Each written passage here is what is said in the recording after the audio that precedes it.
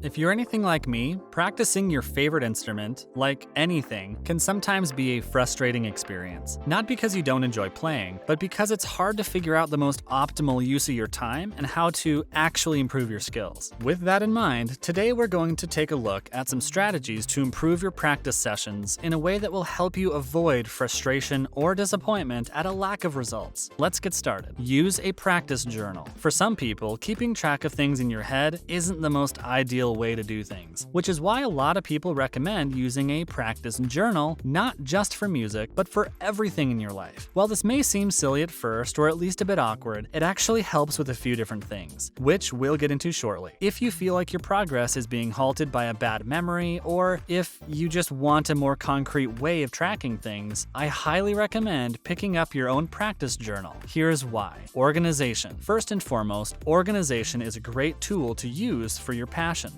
as it helps put everything on a page instead of rattling around in your head. With a journal, you can record your setbacks, accomplishments, and get a better feel of the progress you're making, which can be a huge confidence boost when you're starting to feel stuck in terms of skill. You can also organize when you are going to practice and set rough time frames so that you know what time of day you are at your best. And maybe notice some trends with yourself as much as with your music. As much as organization may not seem like the most fun thing in the world, you would be surprised how much easier it makes things, and it allows you to focus more on practicing and less on scheduling and other annoyances. Goal setting and reflection. These kind of go hand in hand with one another, as today's goals will eventually become yesterday's milestones. I recommend setting short-term goals to start, as even accomplishing daily goals is easy to do and helps build momentum toward future ones. The goal setting also will help you pinpoint areas of improvement, as well as your strengths, so that you can get a sort of profile of yourself without the help of a teacher. The reflection part of the journal is also huge, as you should look back on the goals that you hit, as well as some that you didn't, and take a good look at what that may mean. Then, at the end of each month, write about the progress from across the 4 weeks and make another goal for your future. Breaking down your goals is a great way to see results, as the less time between achievements means you are less likely to give up on it. The pomodoro technique. Next up, we have the pomodoro technique, which is another tool that will help you on your way to improving your practice sessions and progress faster with less frustration. You've probably heard of the pomodoro technique before, but if you haven't, it is basically breaking down your practice sessions into smaller sections within itself. So if, let's say, you practice 4 hours a day, instead of just filling that time with however you want and potentially getting bogged down over time, you break it into maybe 25-minute sections where you practice uninterrupted, usually on a specific skill. Every time you complete a 25-minute period, you take a short break, and then, after you complete 4 of those periods, you give yourself a longer break to relax and re-energize for a bit. What should I do during my breaks? This is a question that I get asked a lot when I recommend this strategy, and I always say the same thing. Do whatever you want. Sometimes I will make coffee or go on social media, or maybe I'll try and kill 2 birds with 1 stone and write in my journal, which usually helps me stay in the right mindset. The breaks are just there to give you an out, as well as to make sure that you don't have the urge to distract yourself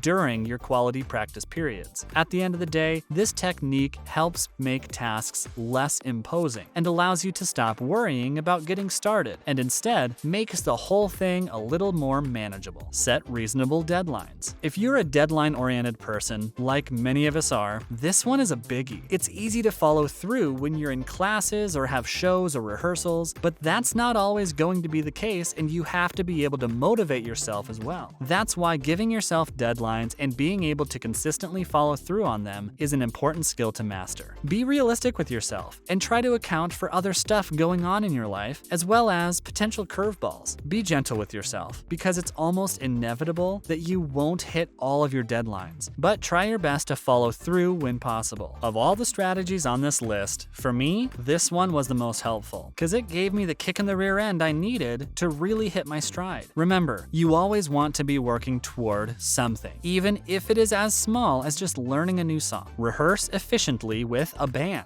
This one is a little different from the others since it involves involvement among not just yourself but others, and could make you take more of a leadership role in your group or band. While it may seem awkward at first, if your band is going to improve improve both as individuals as well as a unit, you are going to have to efficiently work together. And so, hey, maybe speaking up and taking charge is worth the short-term awkwardness. I certainly think so. Record yourselves. This goes for when you are on your own as well, but especially when you are with multiple people. Recording yourself and listening back to it is pretty important. It's hard to accurately get an idea of the sound otherwise, and you know what you're going for better than any bystander could. You don't need a fancy recording studio or something. You just have to have a smartphone. That's good enough. The important thing is hearing what you sound like as well as how you are gelling with the other members of your band. Make a plan. Again, this isn't the coolest thing in the world, but believe it or not, even rock stars have an agenda, or one made for them. You may not have the luxury of an assistant or music producer planning stuff out for you, but you can still efficiently practice like them. Consult as a group and form an agenda on what you're going to cover as a group. As anyone in the band knows, it's hard enough to get everyone available to practice at all, and so wasting sessions together can be a real drag and a missed opportunity. There are always things to work on, and most people can recognize that, but when the music starts and you start focusing on the music, it can be easy to forget all of that in a moment. So bring a pen and paper and write it down too. And if you are really feeling into it, you can even create a timesheet to see how you guys can use your time effectively. Practice as a band as you do on your own. Bring your journal, use your strategies, and track your improvement with the band as well as with your individual skills. Trust me when I say it feels awesome when you start to track how you guys are coming together, and you will really be able to feel it after a while. You don't have to worry about getting bogged down in feelings or your perception of things when you have tangible evidence as well. And you may not think it now, but you may not be able to live without your journal if you can stick it out the first few weeks. They say it takes up to 2 months to form a habit, so make sure that you stick it out as long as you can, even if you don't think it's working yet. Remember why you practice in the first place. They say that professional boxers use mementos and physical objects to remember what they're training for. Since the time between fights can be months or even more than a year at a time, you may not be suiting up for a fight, but it's important to remember that you are practicing for a reason, and that even though it may not be the fun thing in the world, especially when you're having a bad day, that you are doing it to learn, or because you just love what you're doing. With that in mind, keep that reason close to your heart. Forgive me if this is too cheesy, by the way, and try to keep in mind that you are practicing. Even if you just play in a band to hang out with friends, that's still your reason to dedicate a portion of your life to this skill. And that's all for our video today. I hope you enjoyed watching, and hopefully you learned a thing or two to better improve yourself during those pesky practice sessions. Leave a comment down below if you have any more tips from personal experience, and don't forget to like and subscribe.